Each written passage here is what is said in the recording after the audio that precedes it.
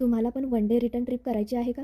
तर ही रील शेवटपर्यंत नक्की बघा. तुम्ही पुण्यावरून येत असाल तर पुणे स्टेशनहून कर्जतची ट्रेन पकडावी लागेल. कर्जतवरून 10 रुपीजचं तिकीट काढून नेरळला पोहोचाल. नेरळवरून अमन लॉजपर्यंत जायला टॉय ट्रेन आहे, टॅक्सी आहे. पर पर्सन 100 रुपीज चार्ज करतात. अमन लॉजपासून टॉय ट्रेन किंवा चालत माथेरान हिल स्टेशनला जाऊ शकतात. पर पर्सन 55 रुपीजचं तिकीट काढून सुंदर असं टनेल पास करून टॉय ट्रेन येईपर्यंत फोटो क्लिक करून घेऊ शकतात. टॉय ट्रेनचा बेस्ट एक्सपिरियन्स होता.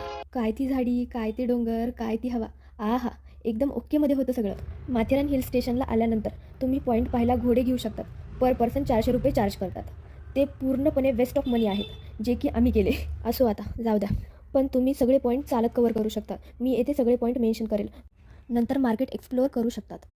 माथेरानपासून अमन लॉज आणि नेरळ स्टेशनला तिकीट मिळणं मुश्किल आहे. लाईनमध्ये 1.5 तास तरी किमान उभं राहावं लागेल. त्यापेक्षा माथेरान टू अमन लॉजपर्यंत तुम्ही पायी जाऊ शकतात. 20 मिनिटांमध्ये पोहोचून जाल.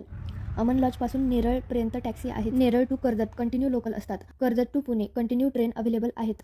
जर तुमच्याकडे वेळ असेल तर कर्जतमधील प्रति आळंदी विठ्ठलाचं दर्शन घेऊ शकता. स्टेशनपासून अगदी 10 मिनिटाच्या अंतरावर आहे. तुम्हाला Pune to Matheran one day return trip कशी वाटली कमेंट्समध्ये नक्की सांगायला विसरू नका. भेटूया आपण पुढच्या व्हिडिओमध्ये. Bye bye.